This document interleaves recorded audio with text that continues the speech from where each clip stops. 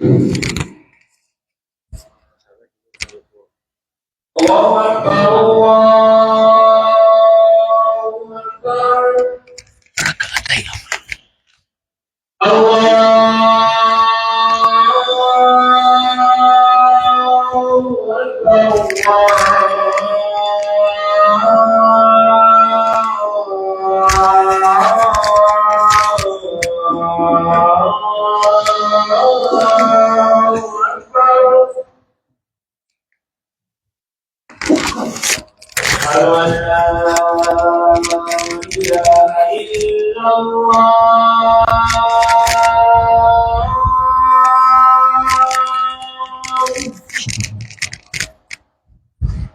أشهد أن لا إله إلا الله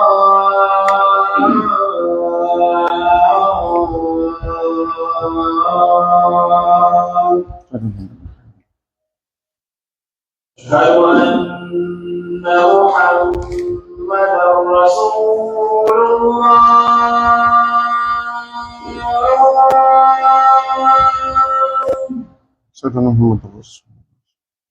أشهد أن محمدا رسول الله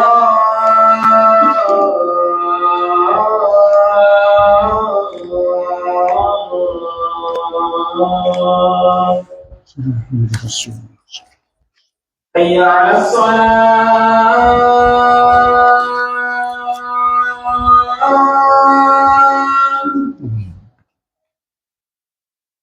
حي على الصلاة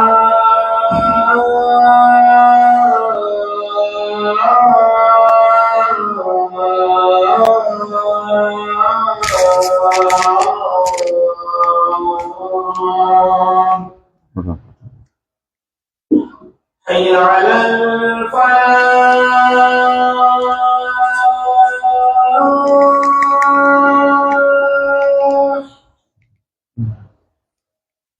حي على الفلاح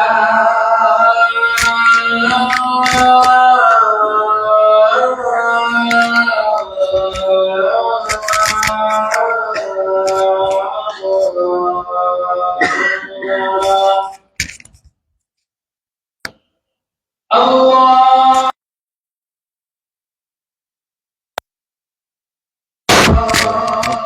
ikan cereal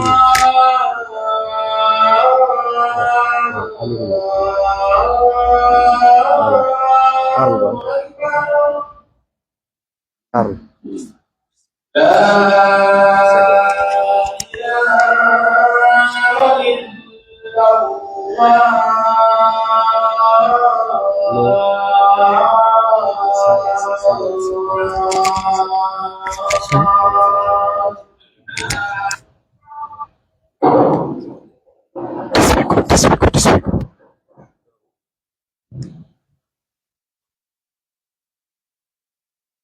meskipun apa belum.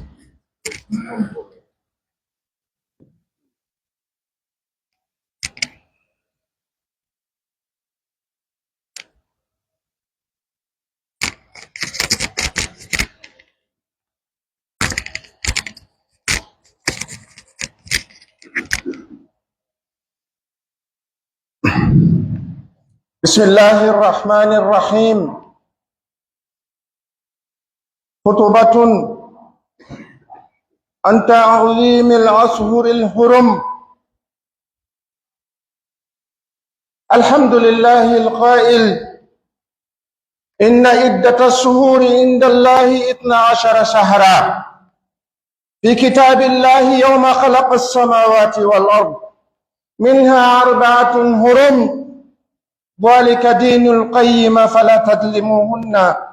فلا تظلموا فيهن أنفسكم. أشهد أن لا إله إلا الله وحده لا شريك له وأشهد أن سيدنا محمدا عبده ورسوله وصفيه وخليله من خلقه. عباد الله اتقوا الله تعالى وعظموا شعائره واعلموا أن من تعظيم الله تعالى تعظيم ما عظمه، ومن ذلك تعظيم الأشهر الحرم، وهي ذو القعدة وذو الحجة والمحرم ورجب. سميت حرما لعظم حرمتها قبل الإسلام وفي الإسلام، فارتكاب الذنب فيها أعظم، وكما أن الطاعة فيها أعظم أجرا، وهي مواسم يتأكد فيها اجتناب المعاصي والإقبال على طاعة. وإن تعظيم هذه الأشهر ليس مجرد معرفة أسمائها، بل هو عمل وسلوك يظهر في ترك الظلم والنميمة والخيبة والكذب والخيانة والحسد والضخينة، بقوله جل وعلا في كتابه الكريم: فلا تظلموا فيهن أنفسكم. والإكثار من الطاعة كالصلاة والصيام والصدقة وإصلاح القلوب والإصلاح بين الناس.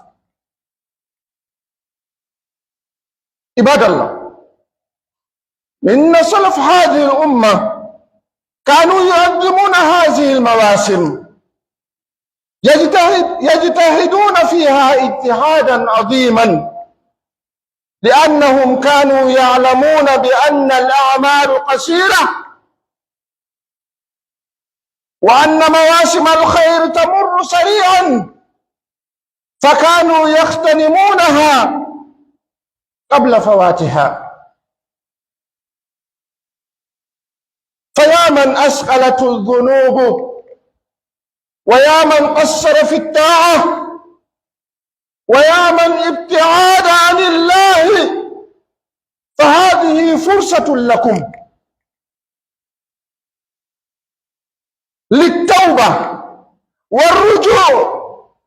والإنابة والندم على ما فات، لأن من تاب تاب الله. قال الله جل وعلا: إلا من تاب وآمن وعمل عملا صالحا فأولئك يبدل الله سيئاتهم حسنات وكان الله غفورا رحيما. musidɗo julɓe tedduɓe, ɓe Allah subhanahu wa ta'ala suɓani wongol julɓe, Allah heno tagi buy mo benno rewde ko faala rewde. Allah subhanahu wa ta'ala o tagi neɗɗo be neɗɗo, o waɗi mo ko o julɗo, ko l'islam o jippi, ko an andi ko honno wakkilorɗa ha yaltuɗa ɗon yaruɗa nokkugo ka hana yaade, yaha ka halkotoɗa, ka unotoɗa tawa mara ko yaltinama. ngol kurwol innetengol islam wata goɗɗo geru ha o yalta ɗon. hutuba men on no yewtiden fi mawningol lebbi Allah hormorɗi ɗin, ta'zim al-ashhur al-hurum, mawningol lebbi Allah hormorɗi ɗin. Allah subhanahu wa ta'ala o wi limore nden ka makko fi lebbi ɗin, limore lebbi ɗin ka makko kanko jalla wa ala ko 12. ɗum no windi ka deftere makko hino waali ka lawhul mahfuz. ɗum wattitataake ton, ɗum kiɗɗata, ɗum kornata, ɗum wuɗata, ɗum majjata. Allah subhanahu wa ta'ala no mari ɗum ton nyande o tagayno kammuli ɗin jeɗɗi e leyɗele ɗen jeɗɗi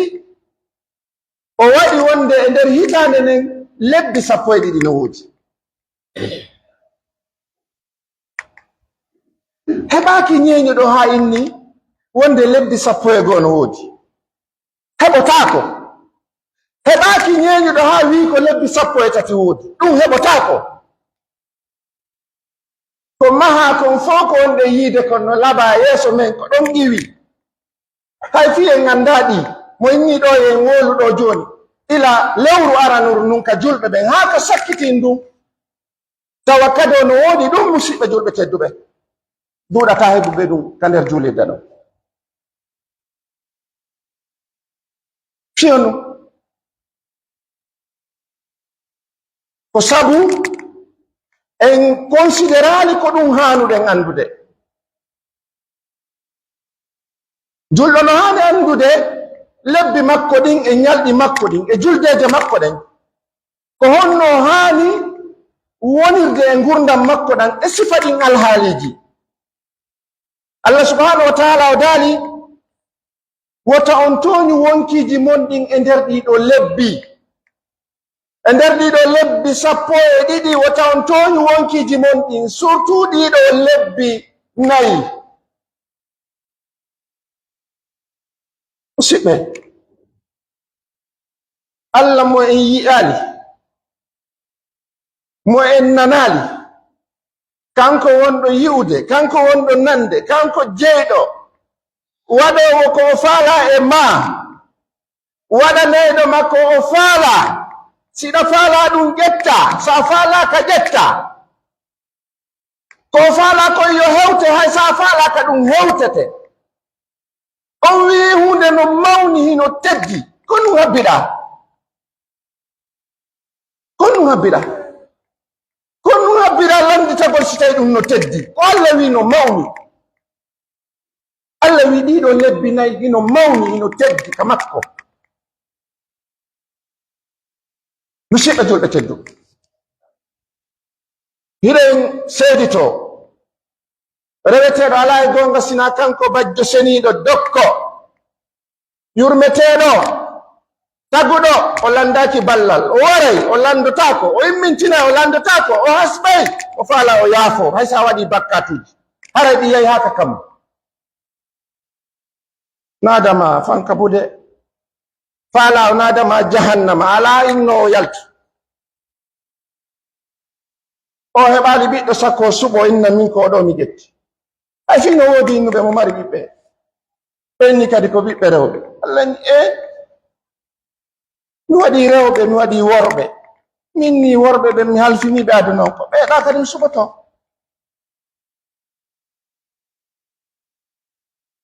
goɗɗo ɗayn hoore mum a faala andude ko honɗum handa wuurde yahu yalɓurana, a faala andude ko honɗum handuɗa accude yahu yalɓurana, watta ɗum sunna, a seedi e probléme. so yiɗi albalawuji ko fewndi hande leyɗele ɗen e aduna on fof ko alqur'ana mo Allah jippini e hoore men e hoore rasulu sallallahu alaihi wa sallam on yottini no haniri non saliɗen ɗum aduna on fof wontani en lette. ayi goɗɗar mo mari jawdi ko tuloto ka kammo kono ara o ɓuttina yiya goɗɗo hay fu sala weeti bimbi no gasa ko ndiyam o yarta o yalta tamo e jam. waman yattaqillahi yaj'al lahu makhraja wa yarzuqu min haysu la yahtasib, ay wa yarzuquhu. sabu honno kulol Allah huwa taqi, waman yattaqillah ay wa taqi, mo huli Allah subhanahu wa ta'ala wure jam ko aaninimo kon fof ɗum lorratamo hay so yi'ay hay simo wonde mum kono wontantamo poson. Hiɗen seedito nelaaɗo sallallahu alayhi wa sallam oɗo neɗɗo moƴƴo ko jiyaaɗo Allah o tagi mo waɗi mo sifa men. qul la amliku li nafsi nafan wala darran illa ma sha Allah walau kuntu a'lamu al-ghayba lastakthartu min al-khayr wa ma massani as-su. O sifa men so barminama ko ɗiɗa yaltata o weelete o haaray o jombuno e yii o heɓi ɓiɓɓe o maayay o maayi e yii duuɓi wulure duuɓi 450 ayna huwa zahaba an ko on ngabbiɗa a yaata ka ko dole ma haani hiɗa ɗo ko dole ma waɗi haani hiɗa ɗo o patron on aralta mo habbinma e sa'a mo tawata si o ari a yahay wallahi si Allah aranima a yahay a waynotako wa kullu shay'in ajal fa idha jaa ajaluha la yasta'khiruna as-sa'ata ay wala yastaqdimu ko second si Allah aranima second wallahi fa inna o feƴƴini 14h30 minutes 5 secondes wala yastaqdimun ɗum halde take kadi halde inne joni awa haray ɓay alhaali makko woni rini haray tigi tigi on ɓe feƴƴinayɗo e 14h40 la ya cheikh ɗum na gandal men ko gandal jeyɗo on no o mayiri no wo ko accident ko fellaɗo ko nawnare ko ampitaɗo no o mayiri yo ko seconde o habboto ɗum feƴƴata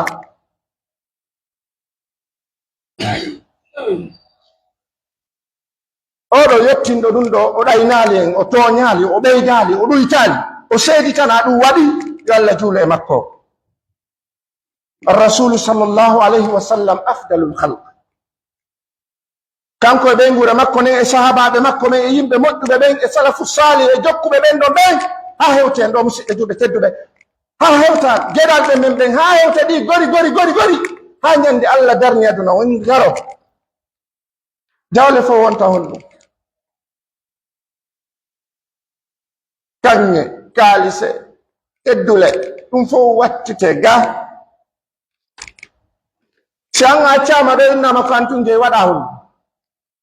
andi ja ko jogiɗa kon kon ɗum anda wadde koya sende be jama o fiyo nafu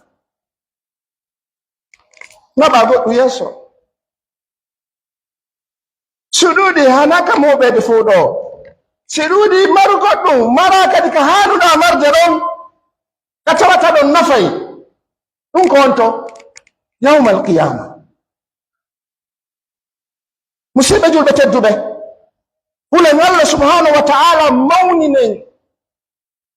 mandeji diina ko Allah mawnini kon anden no jeeya e mawningol Allah ko Allah mawnini kon no jeeya e muɗum ɗiɗo lebbi hormorɗi 4 sabbordu donkin ko ɗum wonɗen e mum ni donkin ko ndun aroyta jombente lewru aranuru ndun ka julɓe ɓen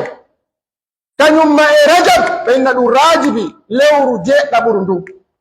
ay ɓe ni ndu rajabu mudar kayru ko pottitindu e nder ɗiɗo lebbi 4 Allah waɗi nder ton lebbi ɗiɗi lebbi hajju julqaada wa julhijja o waɗani ɗiɗo lebbi 4 ɓural o wattani ɗiɗo ɗiɗi kadi ɓural sila faala hande a yahay madinatul munawwar ma ka iwruɗa wo e nokkureji ka hanaɗo iwrede fi natugol makka anniyoɗa a natani hajju andi ton noon anniɗo natani hajju ko on ɗum o habbi ko arɗo ɗaɓɓugol wela e Allah subhanahu wa taala ɗiɗo lebbi no jeeya e lebbi hormorɗi Allah subhanahu wa taala ɗi innama hormorɗi sabu mawnugol majji adol islam hari yimɓe pirata e majji warindirta toñindirta ay qabla l'islam ari tabbintini ɗum l'islam mbay ari tawno piiji goo no woodi o acci ɗon onni ɗum ɗo harma dagaki goɗɗi goo are tawni pottite wota l'islam yi ɗum ɗo few no harmi goɗɗi goo l'islam acci ɗon l'islam ari tabintini ɗum musidɓe julɓe tedduɓe fajjitagol bakkato e nder ɗiɗo lebbi hino mawni ka Allah subhanahu wa ta'ala ko sifa noon waɗugol golle moƴƴe e ɗiɗo lebbi hino mari baraji ɗuɗuɗi ka Allah subhanahu wa ta'ala ɗiɗo lebbi ko tereti ka anduɗen entere heɓoto eɗen andi buy no yawde ɗo Chine no yawde Jakarta no yawde Singapore no yawde Dubai no yawde addugol jawle mana adda marchandise fi yottono heɓo ɓe bana ɗum tawa si hewti ɗo fewndo ka hewti ɗon heɓoto ɓuri ko ɓe habbi kon heɓoto ko ɗum inete mawsim ko yeyata marsa tawa a perda ko ɗin lebbi ni Allah no wi wotay halku hoore men e majji waɗɗitoɗen bakkatu fewten e ɗoftagol Allah subhanahu wa ta'ala ɓe wi mawningol ɗiɗo lebbi wona andugol tum inde ɗen andugol tum indugol sabbordu donki jombente e rajibi o na ɗum ono andugol ɗiɗo lebbi kon ɗum ko gollugol golle moƴƴe eɓugol gikku moƴƴo e woɗɗitagol toñugol yimɓe ɓen e woɗɗitagol ñowugol yimɓe ɓen e woɗɗitagol lorrugol yimɓe ɓen e woɗɗitagol fenugol hoore yimɓe ɓen e woɗɗitagol janfagol hoore yimɓe ɓen e woɗɗitagol e ngenenendiji kañumma e konnaguji konete kon heen no woodi woɓɓe sa woni honɗum moƴƴere ko heɓɗa o haaju maɓɓe ala e ma par ce que ɓe faalaka yi ɗum aru e ma kono na an addi kono marɗa feere no woodi woɓɓe sago maɓɓe na ya tampu yumma ma na ya tampu baben ma woɓɓe gorol ma woɓɓe deyol ma kono si Allah addi ya tampu kon nu wawɗa la yastati'una laka shay'an woodi woɓɓe gorol ma hara ɓe faalaka ya heɓu taa ko ɓe faala o ka woni tampuɗo Allah adda kon nu ɓe wawi Allah jonni kanko jeyɗo on kanko waɗi ko ɗum wawɗa ittude joni noon ɗo heɓu bakkatu weltoni ko heɓi kon jogonɗuɗamo Allah Allah waɗu barke mum ɓay Allah ko nanowo ko yo o adda sifa mum e ma sabu ko duyiɗa kon woodi woɓɓe yahayɓe ɗo haaju siɗɗo maɓɓe marɗo ɓe innayi ɓe ñaamo ɓe ñaamata ɗum woni ɗum wawata heññude e mum si baaba goto mum heɓi ko probléme woɓɓe hay nene goto mum sagu mum na heɓi woɓɓe sagu mum ka nder galle ka nene gotoɓe mum ko kañum wonta hoore e maral ɗum na sendi ɗum jamu weltora ko Allah subhanahu wa taala waɗi kon wona ɗon ko ɗum woni jamugol l'islam ko ɗum woni gomɗingol Allah koynete kon adallahu wa qadar kodduri e neɗɗo on o jaɓa ɗum o weltoro ɗum alhaali mo Allah waɗi mo e mum o wona ɗon so ndaari o tawi naka Allah faala ɗon o toro Allah yo Allah ittumo ɗon o arta ko haani wonde ɗon musidɓe julɓe tedduɓe Allah wi wota en tooñ wonkiji men ɗin koyen ɗuɗɗi golle moƴƴe ɗen e ɗoftagol Allah sifa juulugol juula farilla juula sunna sifa horugol hora suumaye hora sunna tenen alkamisa 13 14 15 ɗe balɗe feƴƴuɗe ɗo jeego juldan ɗe balɗe arayɗe ɗo si nduɗo ranni 10 donki ɗum ɗo fof ko num ko fiya waɗu ko Allah faala ko ya waɗu ko fiya heɓu ko Allah wi kon hino ɗo sa waɗi ko ɗum ɗo sa waɗiri no haniri no o waɗanama kadi ko a haɓɓaki ko ɗum woni julɗo no jeeya e muɗum moƴƴintingol wonkiji ma ɗi on andi neɗɗo no mari wonkiji tati wonki janfotoki hoore mum e wonki ɗon tankiki ɗon e yaniki wonki ɗon ko tawata ki felay jommu ki fela jommu si jommum bonni kiiɗa ko wonki innayki yew yara beere yew waɗa sina yew wara yew wujja kiiɗa inna ɗi waɗi ɗum ɗo darale mi ñaamiɗo 100 francs mi jeeya hande oron kaɗanaɗe tinno ɗon gokkino ɗon annafsul mutmainna tankiki ɗon ki waɗata sina ko Allah yamiri kon ki ɗaɓɓata waɗugol sina Allah ko faala ko yo waɗu ko ki andi kon ko ɗum o waɗata o fokkita ka aljanna musidɓe julɓe tedduɓe ko ɗum waɗi sarafu sali yimɓe moƴƴuɓe ɓen de ɓe anduno ɗum ɓe mawninno ɗiɗo lebbi ɓe wakkili wakkilare mawnude ɓe andi kamɓe ngurdan ɗan ko fanɗuɗan seeɗani feƴƴi harɗen innude yawa teppur no arde ko ɗum woni sabborde suumay sabu fi suumay ari suumay ari tawdiŋe woɓɓe naɓori ɓe suumay ari tawdi e woɓɓe ne acci ɓen ɗon ɗon enen hinen continue almuddatul insan kasira yani zamanu neɗɗo mo Allah waɗi wonki o no fanɗi ko ɗum waɗita bonnu ngurdam maɗan miijito ndaara ko honɗum wonɗa waɗi miijitoɗa siɓe inni joni ajara o ari ɗo est ce que araɗa woni pré yo yaadu miijitoɗa si ajara ari ɗo jon onni awa ɗo e yahi iɗa andi le so yahi a artata est ce que ɗa woni pré ko ɗum anditata neɗɗo mo hani wonde kaw woni wotawa mo woni pré sira yaltude bimbi miɗo wayni miɗo yaltude bisimillahi tawakkaltu ala llahi wala hawla wala quwata illa billah Allah mi jonnitima hoore an inna ɓengure ma nde mi yalti ɗo tori do'a ko yimɓe ndeɓe yaltiɗo bimbi ko kam morgu ɓengure maɓɓe nen tawoyɓe وكم من نفوس كانوا معنا أين هؤلاء هم ذهبوا من تحت التراب اسكي بجاسو سيبه ماي كلاجل ما بنغال تيمي بوا واتانغال يدوده باي بجيانغال كدوا دي نادو سيمو مانتور دي وانكي ماكو كي مواني ومانتور كي ادوال الله كرنا يدوغل الله ala ko ɓuri mawnude e bakkato suma goɗɗo waɗi bakkato o mantori bakkato ko yimɓe jeloni mantorde bakkatuji musidɓe julɓe tedduɓe ɓeɗo yimɓe moƴƴuɓe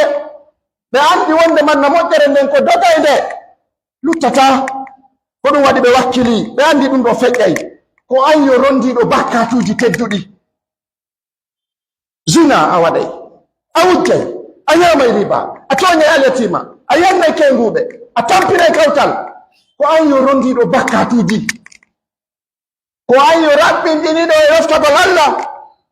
ko an yo waɗɗitiɗo e ko welata Allah kon oɗo zamanu o fewde ɗo ko occasion fiya tubrutoɗa ka Allah fiya artu ka Allah mi arti har mi yahi kono mi arti hen famude ninsa ko adi lawade anda wonde manna kala on tubuɗo Allah jaɓanemo tubuɓe Allah dalika suratul furqan o yewti ɗon e lawre o kambi kono inni illa man taba wa amana wa amila salih fa ulaika yubaddilu llahu sayyi'atihim hasanat wa kana Allahu ghafurur rahim ɗum ɗo fof hari a waɗi ɗiɗo bakkatuji fof a rondike Allah inni kono illa man taba si wona on tubuɗo o rutti ka Allah subhanahu wa ta'ala Allah wi o wattitay bakkatuji ɗin e moƴƴere ya rabbi musidɓe ko anduren kon hakkundeji men enen sew bonnidiri en inna tuye yafodiri kono ko ha hande ko ka hombo yawɗa innuɗa mo mi bonnima yafolam o innima o komi okkima ɗum ɗo sabu komi yaafima kom mi soodi bakkatu mo waɗuɗalan on toñe mo waɗɗalan o mi soodi hino ɗo hombo watta ɗum ko wawi tun ko innude mi yaafikema Allah non wo o wattita bakkatuji ma ɗi moƴƴere o andinma kadi ko kanko yaafoto kanko jurmeten وأقول قولي هذا واستغفر الله لي ولكم فاستغفروه إنه هو الغفور الرحيم.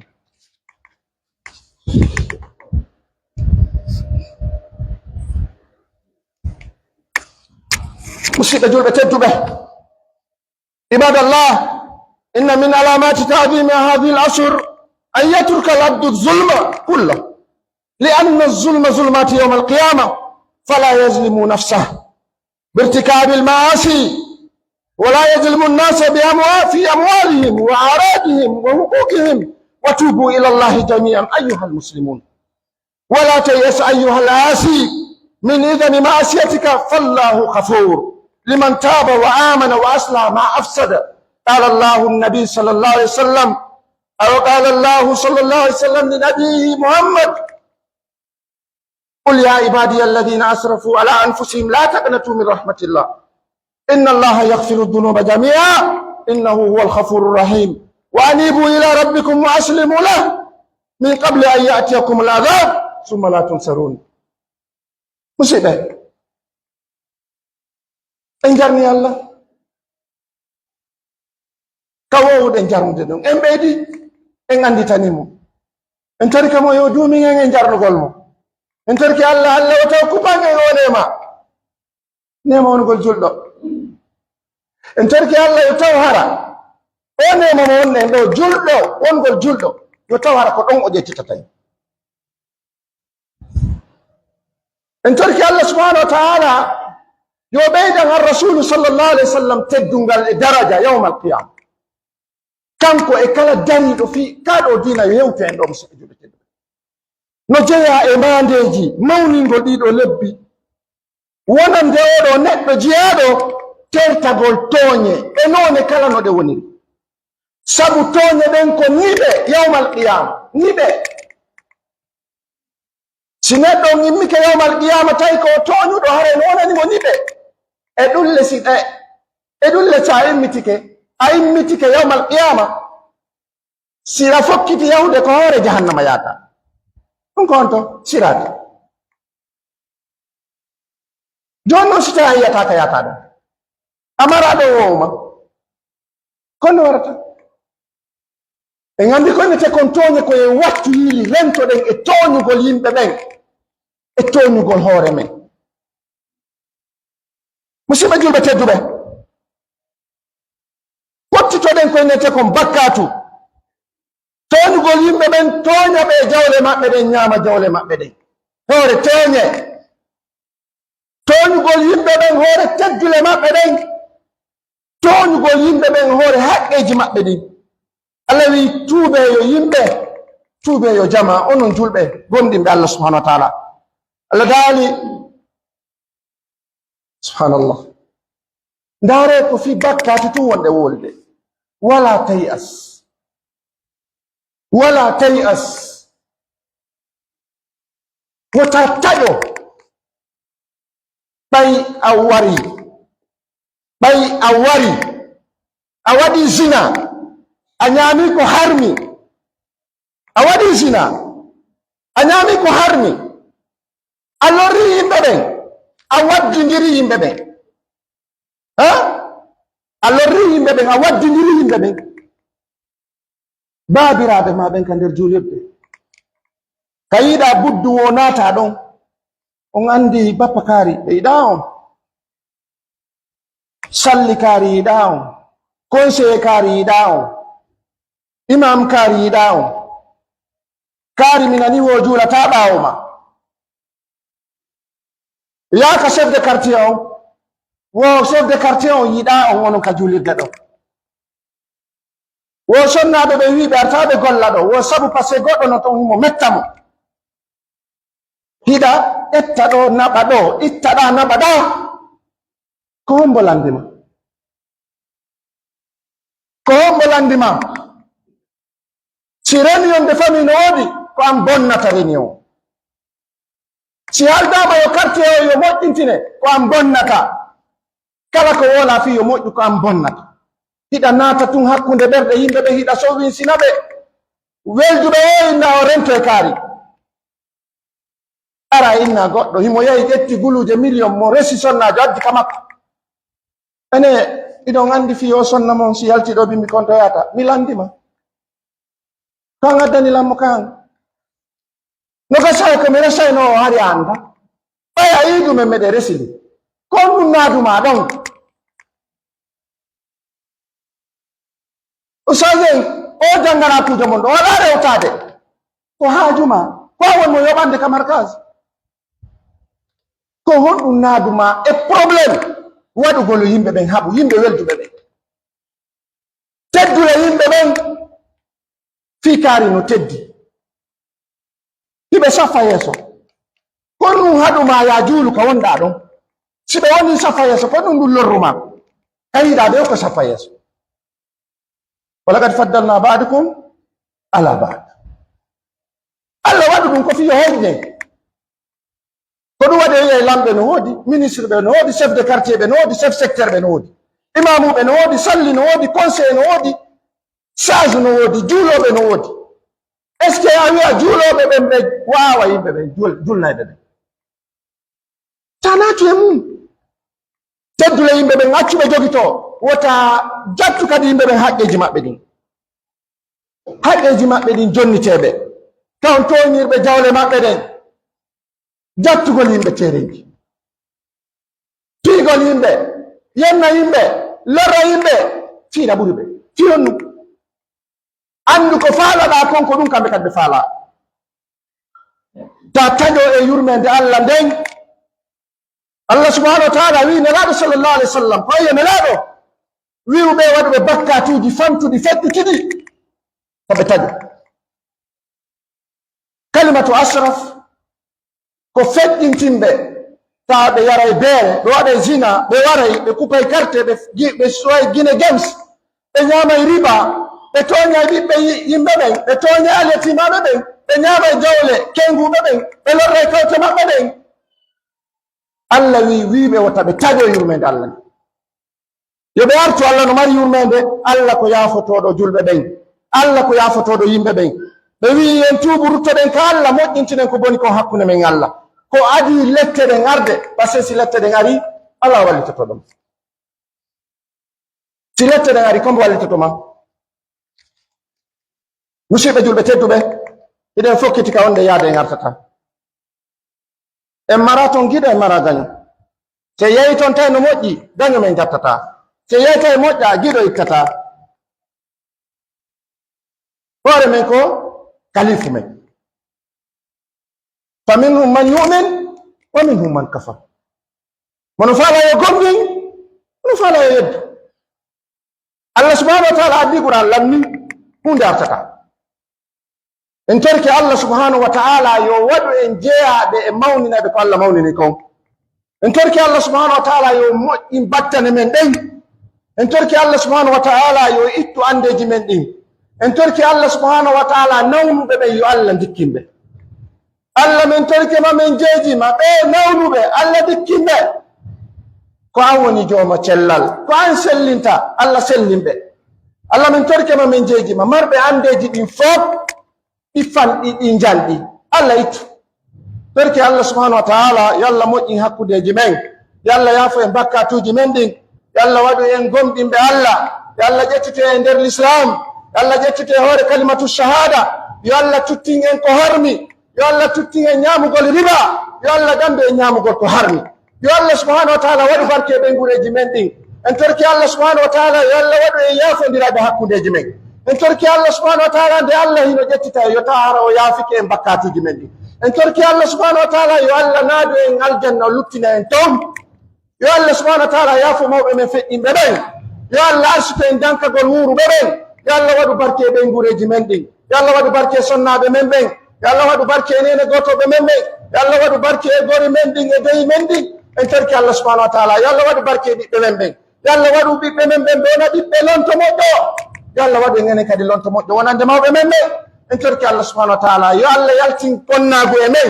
yo Allah yaltin hasidankako e men yo Allah yaltin gori e men yo Allah subhanahu wa ta'ala waɗu en jogodirɓe yo Allah waɗu en yurmodirɓe yo Allah waɗu en yarlodirɓe yo Allah waɗu en yafodirɓe en torki Allah subhanahu wa ta'ala yo Allah moƴƴin fi hooreɓe men ɓen yo Allah moƴƴin fi lamɓe men ɓen yo Allah waɗuɓe yiɗayɓe en yo Allah waɗu enen kadi yiɗayɓe lamɓe men ɓen yo Allah subhanahu wa ta'ala ittu kala ko bonnata hakkudeji men ka leydi Lagina ɗo yo Allah ittu seytaniji hakkudeji men yo Allah moƴƴin leydi men ndi moƴƴina fi meɗen moƴƴina battane men o yo Allah subhanahu wa ta'ala yanñu arsikeji ɗin marɓe andeji fi ko ñaama yo Allah subhanahu wa ta'ala yanñu arsikeji ɗin marɓe ko ñaamete ko yonata Allah wata ɗoytu Allah ɓeydu en terki Allah subhanahu wa ta'ala sukaɓe ɓe maraɓen golle ɓe gayni janngude yo Allah hokkorɓe golle ɓe janngali ɓen no faala golle yo Allah hokkorɓe juuɓe ɓe heɓali ɓe moodiɓe yo Allah hokkorɓe wonɓe wadde examen ji e noneji ɗin fof faalaɓe yahude maafiɓe